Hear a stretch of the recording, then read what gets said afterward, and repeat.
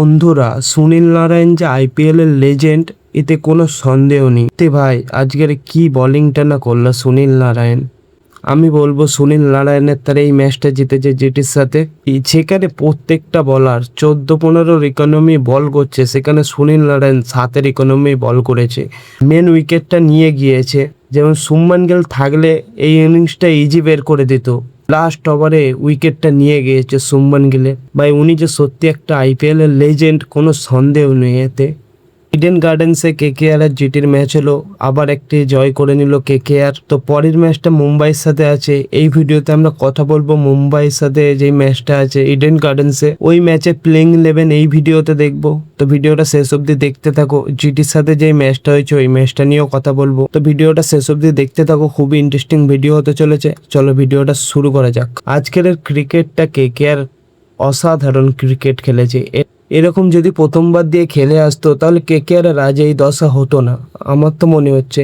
কেন কেকেআর এর মধ্যে ভাই কোয়ালিটি আছে, কেকেআর এর প্রত্যেকটা প্লেয়ারদের মধ্যে, কিন্তু ফর্ম ছিল না, ওই জন্য হচ্ছিল না। এখন তো দেখতে পাচ্ছি আমাদের প্রথমে ওপেনার চলছিল না, ব্যাটিং অতিরিক্ত ফ্লপ হচ্ছিল। কিন্তু আজকের জিটির সাথে যে ম্যাচটা ছিল ওতে ব্যাটিংও ভালো হয়েছে, বোলিংও ভালো হয়েছে, বলতে গেলে অসাধারণ ক্রিকেট খেলেছে। আরো 2 পয়েন্ট পেয়ে গেল।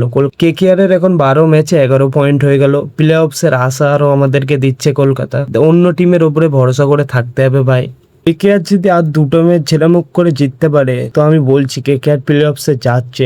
কেন এখন মোমেন্টাম পুরো কেকেআর এর হাতে। কেকেআর এর যেটা করলে প্লে অফসের রাস্তা সহজ হবে, সেরাম ম্যাচ হচ্ছে ডেলি আইপিএল এ। ভাই আজ ফিন অ্যালেন কি ইনিংসটা না খেললো। 35 বলে 93 রান করেছে, 265 স্ট্রাইক রেটে ব্যাট করে। কিছু বল খেলে নিলে তারপরে আর দেখতে লাগবে না, পার বল হিট করার ক্ষমতা রাখে ফিন অ্যালেন। রঘুবংশের কথা বলতে গেলে 44 বলে 82 রান করেছে। প্রথম ইনিংসটা একটু স্লো ছিল, লাস্টে 182 স্ট্রাইক রেটে ম্যাচটা ফিনিশ করেছে।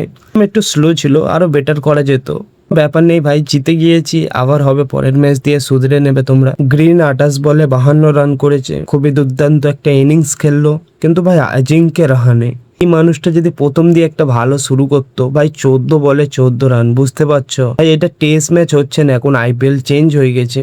তোমার দ্বারাই ওপেনিং না হলে তুমি ছেড়ে দাও, ওপেনিং করতে আসো না। সুনীল নারায়ণকে পাঠাও বা অন্য প্লেয়ারদেরকে ওপেনিং করতে পাঠাও, গ্রিনকে পাঠাও, কিন্তু তুমি আসো না ভাই, তুমি 3-4 খেলো। তার বোলিং নিয়ে বলতে গেলে সৌরভ দুবে, ভাই এই বলারটা সুযোগ পেয়েছে, আমার তো খুব খুশি হচ্ছে। 2 ওভার 4 বলে 23 রান দিয়ে একটা উইকেট। লাস্টের দিকে 19 নম্বর ওভারটা এসে অসাধারণ বল করেছে, জস বাটলারকে আউট করেছে। সৌরভ দুবে ভাই ভালো বলার, হেভি করেছে। যদি গ্রিনের কথা বলি, 3 ওভারে 25 রান একটা উইকেট। আজ গ্রিনও ভালো করেছে, ব্যাটাতেও দেখিয়েছে, বোলিংয়েও দেখিয়েছে। শুধু আজ বরুণ চক্রবর্তী একটু বেশি রান দিয়ে ফেলেছে, 4 ওভারে 47 রান। কেন ভাই ইঞ্জুরি ছিল তো এই ম্যাচটা আনার কোনো দরকার ছিল না। যদি কার্তিক ট্যাগির কথা বলি, 4 ওভারে 59 রান দিয়েছে। হাই ভোল্টেজ ম্যাচে এরকম একটু রান খায়, কোনো ব্যাপার নেই। কার্তিক ট্যাগি পরের ম্যাচ দিয়ে আরো ভালো বল করুক, আমি তো এটাই চাইবো।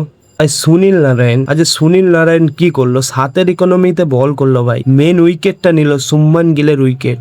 অনুকূল রয় 1 ওভারে 17 রান দিয়েছে। ভাই ফ্ল্যাট পিচ ছিল তো তাই জন্য হাই ভোল্টেজের ম্যাচ দেখা গিয়েছে। আমি আশা করবো পরের 2টো ম্যাচ কলকাতা জিতুক, লাস্ট অব্দি জিতুক, কি হয় দেখবো। ব্যাবো আরোরাকে বসিয়েছে, ঠিক করেছে আমি বলবো। কেন ভাই প্রত্যেকটা ম্যাচে রান খাই, প্রত্যেকটা ম্যাচ বসানোর প্রয়োজন মনে করতো না, একটা ম্যাচ বসিয়েছে দেখছে। নতুন বলারকে আমি বললাম না সুযোগ দিতে, আমি আগের যে ভিডিওটা দিয়েছিলাম আমি বলেছিলাম নতুন প্লেয়ারদেরকে সুযোগ দিতে, আমার কথাটাই ভিড়ে গেল। ব্যাবো আরোরাকে বসিয়ে দিয়ে সৌরভ দুবেকে একটা চান্স দিল। ভাই অসাধারণ বোলিং করলো সৌরভ দুবে, অসাধারণ বোলিং করলো সৌরভ দুবে। অনেকদিন পর পাতিরানাকে কলকাতার চান্স দিল, 1.2 ওভার করে উঠে গেল ইনজুরির তারে। পাতিরানা পুরো ম্যাচটা খেলতে পারলো না, কত আশায় ছিলাম আজ পাতিরানা খেলছে, ভালো কিছু দেখবো, কিন্তু ভাই ইনজুরির তারে উঠে গেল। ঠিক আছে ভাই, কোনো অসুবিধা নেই, পরের ম্যাচ দিয়ে আবার পাতিরানাকে দেখতে চাই। মুম্বাইয়ের সাথে প্লেইং 11 বলতে গেলে ভাই সেম টিম রাখুক, কোনো চেঞ্জ করার দরকার নেই ভাই। এই টিমটা অসাধারণ টিম, এরম টিম যদি কলকাতা প্রথম দিয়ে সাজিয়ে রাখতো খুবই অসাধারণ হতো।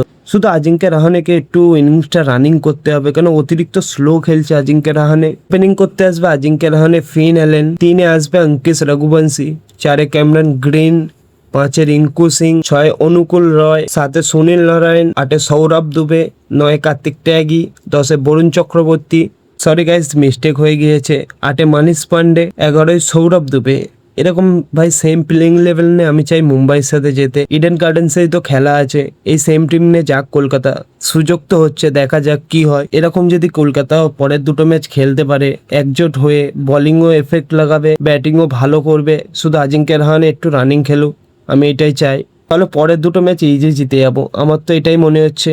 ওয়েল ডান KKR, তোমরা চালিয়ে যাও, তোমরা পারবে, আমার তো মনে হচ্ছে তোমরা পারবে। তো তোমাদের কি মনে হয় আমাকে কমেন্ট করে বলো, কলকাতা কি প্লে অফসে যেতে পারবে, পরের দুটো ম্যাচ জিততে পারবে, মুম্বাইয়ের সাথে সেম প্লেইং লেভেল নিয়ে যাক কলকাতা, এটাই ভালো হবে কলকাতার তারে। কেন ভাই, যেই টিমটা অলরেডি ভালো করছে ওতে কোনো চেঞ্জ করার দরকার নেই।